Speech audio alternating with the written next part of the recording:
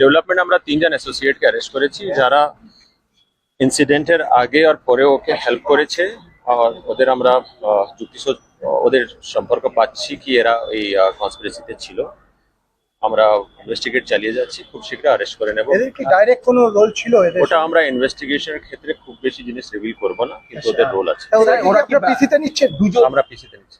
এই যে মেন যে অ্যাকিউজ তারা কি বাইরে চলে যেতে পারে? সেটা আমরা এখানে মিডিয়ার সামনে তো বলবো না কে কোথায় যেতে পারে। সেটাকে অ্যারেস্ট করার জন্য যা করার এরিয়া সিচুয়েশন ঠিক আছে, এরিয়া সিচুয়েশন ঠিক আছে। Area situation peaceful. তলাশ বার্তা খবর বানায় না, খবর খুঁজে বের করে। আমাদের প্রতিনিধিরা 24 ঘন্টা সদা সতর্ক।